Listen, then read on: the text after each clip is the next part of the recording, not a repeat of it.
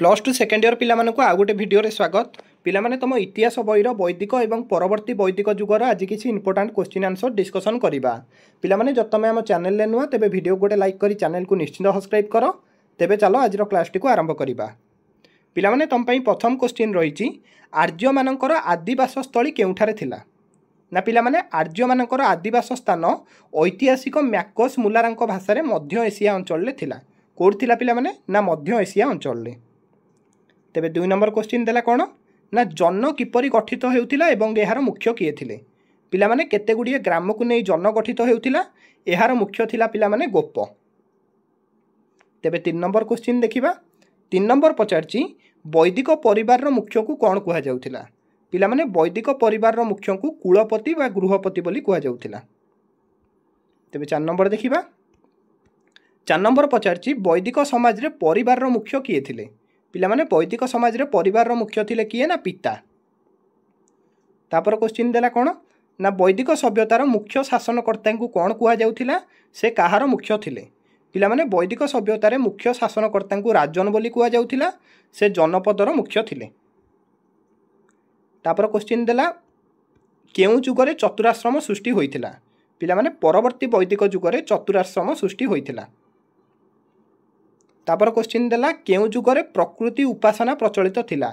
पिला माने वैदिक जुगर लोक माने कौन करथिले ना प्रकृति को पूजा करुथिले। सेति पई कोन ना वैदिक जुगरे पिला माने प्रकृतिर उपासना प्रचलित होइथिला। 8 नंबर क्वेश्चन देला कौन ना रामायण किए रचना करथिले। पिला माने महर्षि वाल्मीकि रामायण रचना करथिले। तापर क्वेश्चन देला पिला माने कौन ना सभार कार्य कौन थिला।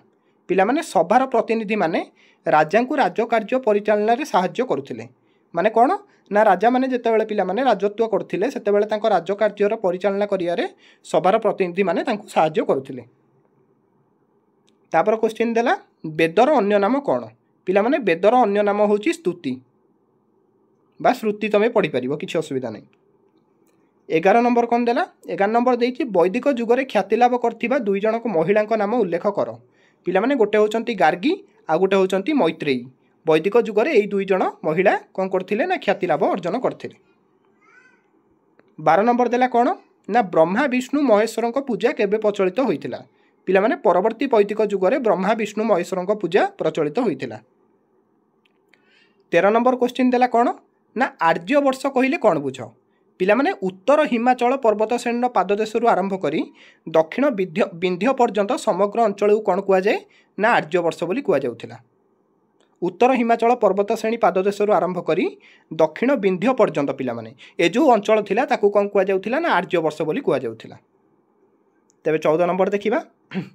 14 नंबर पचारची वैदिक जुगरे गड़ी उठिबा दुईटी राजनैतिक अनुष्ठानर नाम लेख।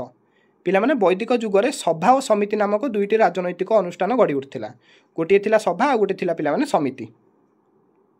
15 नंबर देला कौन 15 नंबर देइछि परवर्ती वैदिक जुगरे समाजर केउ चारिटी श्रेणी सृष्टि होइथिला। पिला माने परवर्ती वैदिक जुगरे ब्राह्मण क्षत्रिय वैश्य एवं शूद्र एई नामरे चारिटी श्रेणी सृष्टि होइथिला। तापर क्वेश्चन देला कौन ना वेद शब्दर अर्थ कौन। पिला माने वेद संस्कृत शब्द विद धातुरु उत्पन्न होइछि। एहार अर्थ होछि कौन ज्ञान आहरण करिबा बा ज्ञानर गोटे गंताघर। 17 नंबर पचारला कौन ना आर्य सभ्यता पिला माने केते भागरे विभक्त करा जाइछि। पिला माने आर्य सभ्यता को दुई भागरे विभक्त करा जाइछि। गोटे होछि ऋग वैदिक सभ्यता आ गोटे होछि परवर्ती वैदिक सभ्यता। 18 नंबर क्वेश्चन देला कौन ना पिला माने 18 नंबर क्वेश्चन देइछि वैदिक समाज की धरण थिला। पिला माने वैदिक समाज ग्राम समाज थिला। 19 नंबर देला वैदिक समाज और राजनैतिक संगठन मूल उत्स कौन। पिला माने वैदिक समाज और राजनैतिक संगठन मूल उत्स हेउछि परिवार। 20 नंबर कौन देला 20 नंबर देइछि ऋग वैदिक जुगरे शासन पद्धति किभଳି थिला। पिला माने ऋग वैदिक जुगरे राजतंत्र शासन प्रचलित थिला एवं राजा माने वंशानुक्रमिक भावे शासन करुथिले। राजा जदि आज राजा हेइछि ता पुओ राजा मला परे राजा हबो। तेबे पिला माने विश्वपति काहाकू कुआ जाय पचारछि। विश्वपति पिला माने विश्वर मुख्य को कुआ जाउथिला। तेबे 22 नंबर देखिबा। 22 नंबर पचारछि वैदिक समाज रे जीवन धारणा को केते भागरे विभक्त करा जायथिला एवं सेगुडिक सब कोन कोन। पिला माने वैदिक समाज रे आर्य माने जीवन धारणा को 4 भागरे विभक्त करचंती। सेगुड़िक हूँ ब्रह्मचर्य ग्राहस्थ्य बानप्रस्थ आ गोटे हूँ पिलामाने सन्यास। तेबे 23 नंबर कौन देइछि 23 नंबर देइछि वैदिक सभ्यतार की प्रकार शिक्षा पद्धति प्रचलन होइतिला। पिलामाने वैदिक सभ्यतार गुरुकुल प्रचलित थिला। एथरे पिलामाने आश्रम रे छात्र छात्री माने रही व्याकरण तर्कशास्त्र एवं वेद अध्ययन करथिले। सॉरी पिलामाने केवल छात्र माने रहउथिले गुरुकुल ले। तेबे 24 नंबर देखिबा 24 नंबर देइछि सप्त सिंधु केउ केउ नदी को नै गठित। पिलामाने भल सिंधु विस्पो चंद्रभागा इरावती विपाशा शतद्रु सरस्वती नदी गुड़ी को सप्त सिंधु कुआ जाए। पिलामाने नदी गुड़िकर ना गुड़िक मन रखिबो। तेबे 25 नंबर देखिबा 25 नंबर पचारछि केउ मानकु नै सभा और समिति गठन होउतिला। पिलामाने समाज रे जो वयोज्येष्ठ एवं विज्ञ व्यक्ति थिले सेमानकु नै सभा गठित होउतिला एवं समस्त जनसाधारण मानकु नै समिति गठन होउतिला। तेबे 26 नंबर देखिबा 26 नंबर पचारछि वैदिक जुगरे राजा माने धारण करथिबा दुईटी उपाधिर नाम लेख। पिलामाने वैदिक जुगरे राजा माने एकराट एवं चक्रवर्ती उपाधि धारण करुथिले। तेबे सेकेंड तापर क्वेश्चन देखिबा पिलामाने भाग दुर्ग कहले कोन बुझ।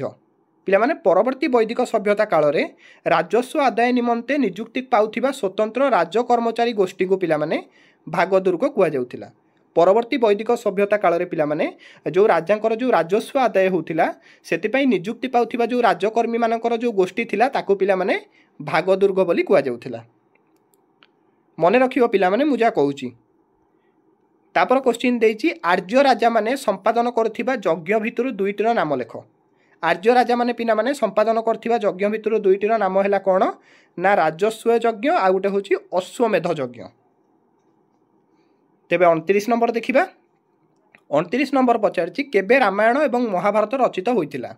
पिलामाने परवर्ती वैदिक जुगरे रामायण एवं महाभारत रचना करा जाइतिला। 30 नंबर कोन देला 30 नंबर देइछि परवर्ती वैदिक जुगरे ब्राह्मण माने केउ केउ कर्म गुडी को संपादन करुथिले।